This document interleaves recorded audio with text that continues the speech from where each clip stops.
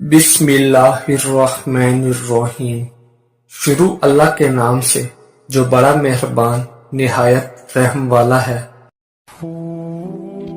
اکثر انسان کا دل اپنی ناممکن دعاؤں پر بڑا بے چین رہتا ہے کہ وہ یہ کیسے جان سکتا ہے کہ اللہ اس کی مانگی چیز پر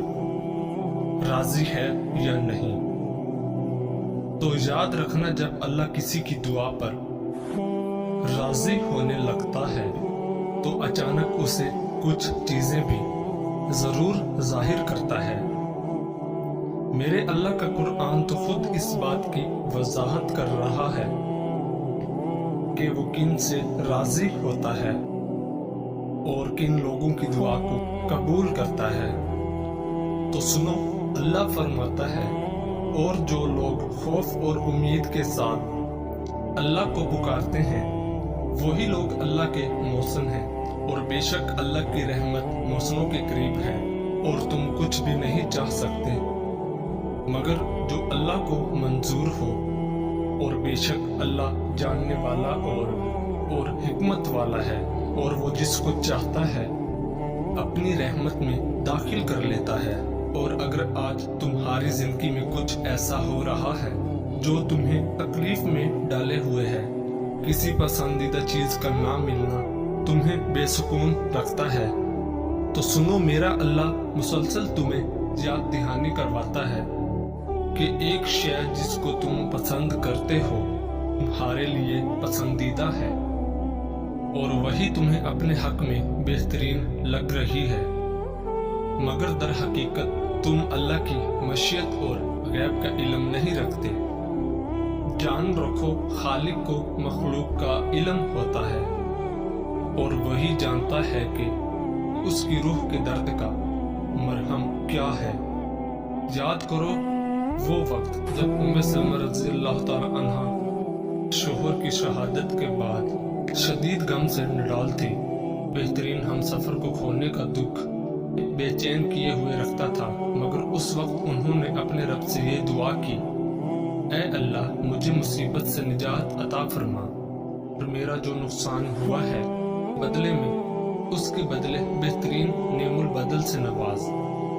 جانتے ہو، اللہ نے انہیں نبی پاک صلی اللہ علیہ وآلہ وسلم کی صورت میں ایسا بہترین اور عظیم نعم البدل عطا فرمایا تصور بھی نہیں کر سکتی تھی۔ بے شک میرے رب کی عطائیں غمان و بیان سے باہر ہوتی ہیں،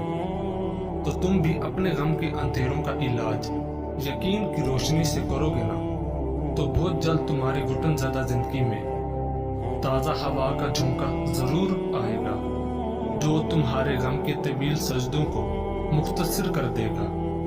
اور اگر تمہیں ایسا لگتا ہے اللہ تمہاری دعا قبول کیوں نہیں کر رہا، تو سنو، اللہ کا تم سے کچھ چھین لینا ہرگز مقصود نہیں، وہ صرف اور صرف تمہیں کھو دینے کے خوف اور پا لینے کی لالچ سے آزاد کر کے ایک مضبوط انسان بنانا چاہتا ہے۔ اور اللہ جو کچھ تمہیں دینا چاہتا ہے وہ کسی کا زور نہیں کہ تم سے چھین سکے، مگر تم کچھ چیزوں کو سمجھ نہیں پاتے۔ یاد رکھو، تمہارے محسوسات کا دائرہ عظیم کائنات کی وسعت کے مقابلے میں وہ نسبت بھی نہیں رکھتا جو سمندر کے مقابلے میں قطرے کی نسبت ہوتی ہے۔ قرآن خود کہتا ہے کہ اللہ کا وعدہ تو پورا ہو کر ہی رہتا ہے۔ یہ ایک نصیحت ہے، آپ جس کا جی چاہے اپنے رب کی طرف جانے کا راستہ اختیار کر لیں، اور اگر تم چاہتے ہو اللہ تمہاری ناممکن دعا پر راضی ہو جائے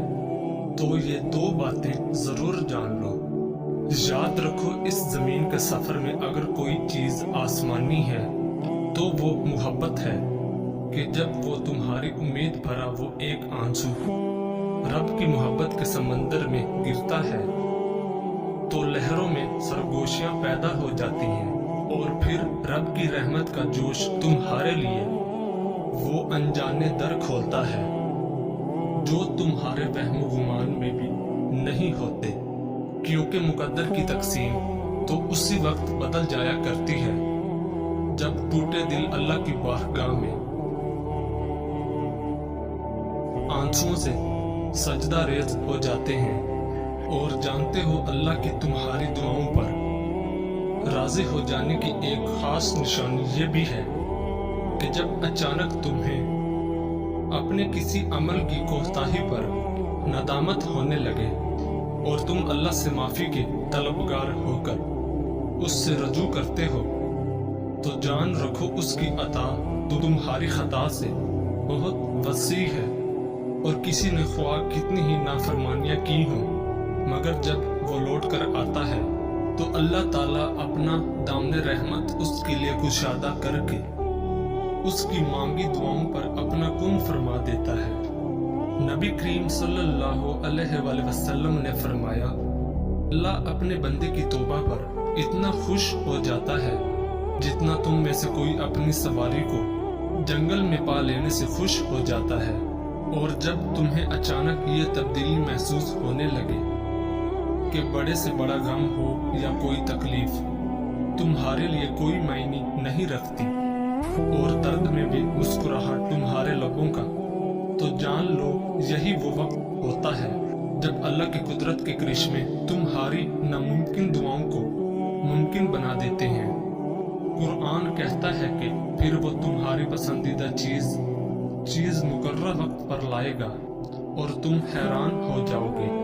मुतमईन हो जाओ तुम्हारी लाहासिल आरज़ुएं और अधूरे ख्वाब सब हासिल हो जाएंगे। अनकरीब वो अपनी रहमत से तुम्हारी जिंदगी को मौजों की वो राह दिखाएगा जो तुम्हें खूबसूरत मंजिल तक ले जाएंगे इंशाअल्लाह। जिस घर में अहमद नाम का बेटा हो वहां रिज़्क की तंगी कभी नहीं आती। हजरत अली रज़ी अल्लाह ताला अन्हुम फरमाते हैं, जो आदमी तुम्हारे खून में से ना हो मगर फिर भी वो तुम्हारी इज्जत करे, प्यार करे, तो वो तुम्हारे लिए बेहतरीन रिश्ता है। बदनस्ले लोग जब भी नाराज होते हैं तो हमेशा दो जगहों से शिकार करते हैं। कोशिश करें कि बदनस्ल लोगों से ताल्लुक ना रखें, क्योंकि जब ये नाराज होते हैं तो इज्जत पर वार करते हैं और कहीं का नहीं छोड़ते, हर तरफ से आपको नुकसान पहुंचाने की कोशिश करते हैं।